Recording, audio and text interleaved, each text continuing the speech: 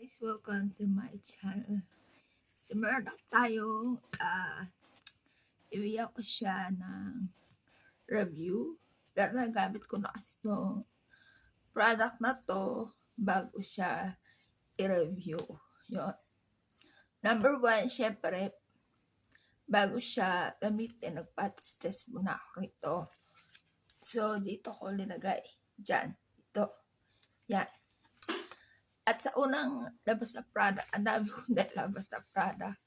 Parang buong faces. Sa ano siya, sa pamukha siya. At siya ay serum. Yes.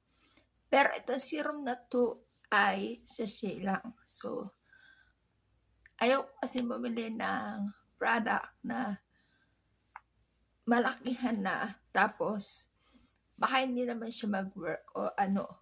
Kasi, naranasan ko na noon dati na bibili ako. Tapos, serum din siya pero parang in different form. So, hindi naman, okay lang kasi naubos ko rin siya. Pagdating ng dulo, tsaka pa lang siya nag-react sa skin ko, ganon. So, tapos, ganon din yung pinaka-toner niya. So, yun. At, tumitingin na ako sa Shopee, o ano-ano, at nakita ko nga itong serum na to. Yan. At nakita ko nga na meron siyang sachet. At eto na nga siya. Yan. Yan siya. Ito ay Face Republic. Yan. Face Republic Hydro Boost Solution Serum. Yan siya. Nakagamit na ako ng mga 4 na days dito. Gumagamit na ako nito kapag bagong ligo. Ganon. Hindi na sa gabi. Sa bagong ligo. Yun. At ganito yung kanyang packaging. Ang maganda rin sa packaging na to, kahit yung parang pang trial something lang, or pang test siya. I mean, may test mo siya, meron siyang ganito. So, hindi yung katulad na parang pupunitin mo siya dyan, ganon. So, tatagal talaga siya sa'yo. At hindi siya basta matatapon-tapon. Yun ang gusto ko. Yan. Tapos, ito yung pinakaharapan niya. At ito naman yung likod. Tapos, may nakasulat dyan na vegan. Yan. Tapos, sa likod naman niya is ito. Yan. Yan. Yan. Hyaluronic serum that deeply hydrates and relieves with 11 types of hyaluronic acid, leaving a non-drying plump skin. Yan. Nakasulat dito. Tapos, nakalagay na dermatology tested anti-wrinkle product. Tapos, interaction. Yan. At yung kanyang, nakita nyo yung kamay ko, may itim. Kumain kasi ako ng chocolate. Narealisin ko muna. Kumain kasi ako ng chocolate eh.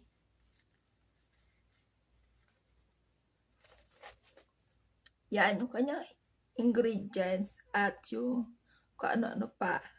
Made ito sa Korea. Yan. Tapos ito yung nasa harapan niya. Hydration with refreshing finish. Yan. 11 types of hyaluronic acid with anti-wrinkle vegan formula. Yun nakasulat. Tapos 7 ml siya. 7 ml. Yan.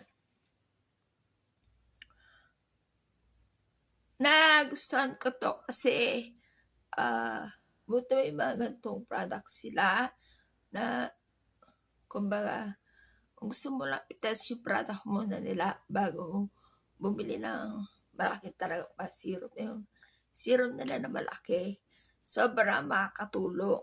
Yan. Gamit ko na ito mga 4 days na. So yung first na use ko is nag-patch test ako dito. Yan. At okay naman. So, sumunod na day, gumamit ako sa face. At okay siya. Nagustuhan ko siya ng bonggang-bongga. Kasi, siya para malagel siya na oras na kilalat mo ng ganun, parang water siya ganun, na malagel. Tapos kapag na i-spread mo na lahat sa face mo, ganun. Tapos nag-dry na siya. Yung pakaramdam sa kutis, ang kinis! Yes, yun yung nagustuhan ko doon. Ang kinis niya sa kutis. Yan, ang kinis niya talaga sa kutis. Yun yung betan ko na finish niya. Yes. Kaya sabi ko, bago maubos to, i-review ko na. Kasi nabeta ko siya. At syempre, habang ginagamit ko to, pinapakiramdaman ko rin kung okay nga talaga siya. Kasi sabi ko, ibala ka bumili nung malaking serum niya. Yes. Titignan ko, makakabila ko malaking serum niya o ganito pa rin yung bibilin ko. Yan. Hindi ko na siya itatry sa mukha kasi hindi pa ako naliligo kasi ang aga pa lang. Madaling araw pa lang ngayon. Pero ipapakita ko sa inyo yung itsura niya. Lalagay ko na lang siya dito sa kamay ko. Yun. So, pag ni-squeeze nyo siya, dahan-dahan lang kasi mabilis na dumalo yung kanyang serum. Kaya unti lang. Dahan-dahan lang. Yan, ganyan siya. Kita nyo? Clear. Clear ang itsura niya. Papahid ko rito. Yan. Para siyang malagel na watery. Ganon. Ganon yung itsura niya. Teka, tatakpan ko lang to. Mamatapon sayang. Yan siya, oh. Gel. Pero pag naiganyan nyo na, para siyang tubig. Kakalat na natin siya. Yan. Para lang siyang tubig. Ganun. Ayan na siya, oh.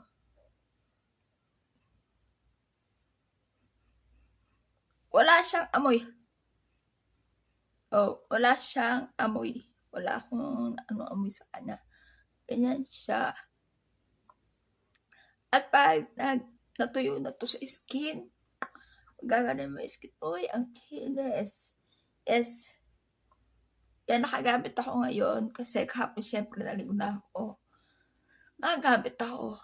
Ang kinis sa balat talaga. Yun yung betan ko. Sa una, syempre paramdam yung mukha mo parang basa ng tubig.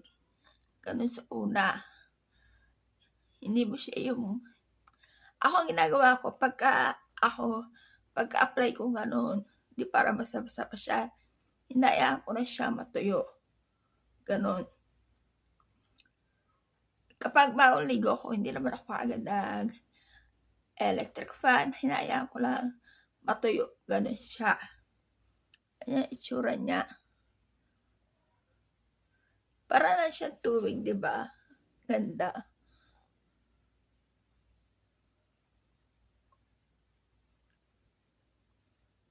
At kapag, yan, patuyo na siya. Kapag basa pa, mararamdaman mo pa lang na meron ka nakilagay sa face. Pero pag tuyo na siya, lightweight. Sobrang lightweight niya. Kaya may lightweight dito eh. Lightweight niya. Yan. Lightweight. Lightweight siya. wala kang mararamdaman na bigat, ganon. Sobrang maganda siya sa face. Yun.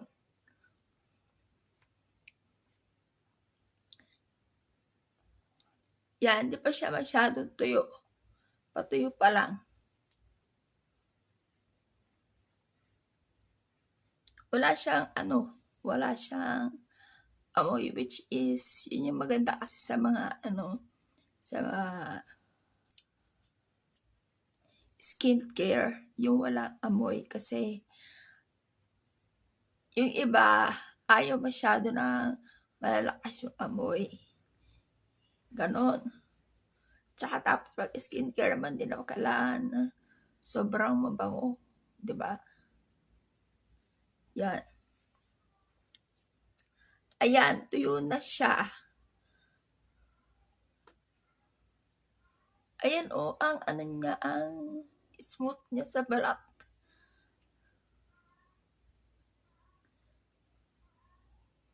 Yan, hindi naman siya sobrang glass skin. Hindi naman siya sobrang glass skin. Kita nyo. Pero pag nyo siya, ipuin nyo siya ganyan. Ganda niya. Ang smooth niya sa balat. Yan yung nagustuhan ko, yung kanyang finish. Ganon. Yan. Yun yung nabetan ko sa kanya. At saka syempre na-work na rin sa akin. Hindi, wala effect na iba. Yun. Kaya sabi ko, pag bibila ako ng malaki nito. Malaki nito, serum na to. Yan. Minsan lang kasi ako nagtatry ng mga ganito sa skincare. Kasi ayoko bumili ng malaki na ng serum na ganyan. Tapos, sayang lang kung hindi mag-work sa'yo. Diba? Kaya, maganda rin kung meron ka ganito kapag meron ka, halimbawa, brand owner ka na isang skincare. Sobrang makakatulong na meron kang ganito mga product na maliit lang na pwede na lang itry para hindi masayang din yung pera nila pag bumili ka. Matatry nila sa sarili nila. Okay ba? So, yun. Yun. At sobrang niya. Ang bili ko dito is 100 for free shipping Sa Shopee ko siya nabili. 100 for.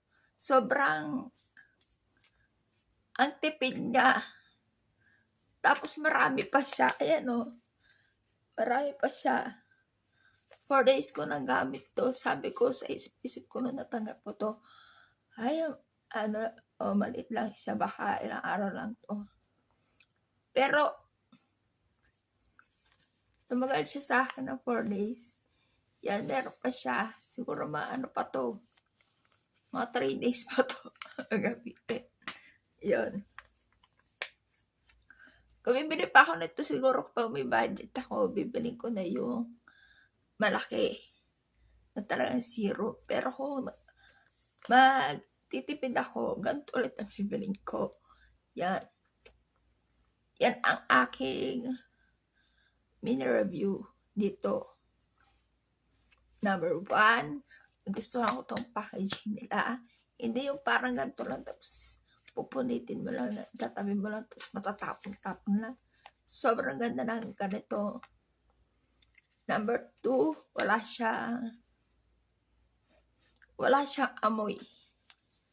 Yun isa pa sa maganda sa skincare, wala siyang amoy. At number 3, syempre yung nag-work sa akin. Yung wala ibang effect. Importante yun syempre. At number 4, nagustuhan ko talaga siya.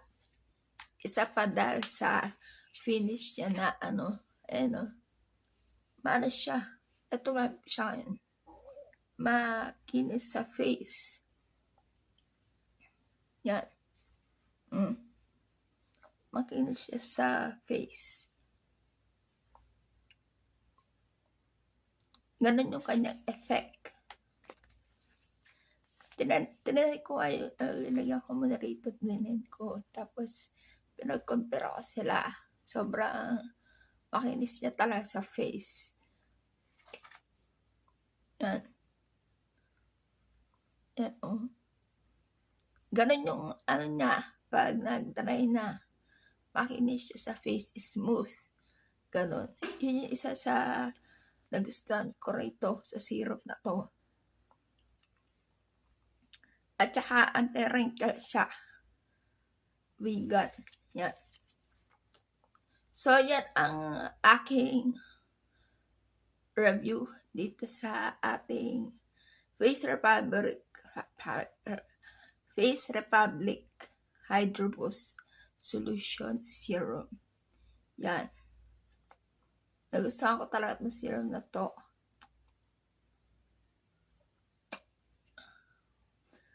Bye guys!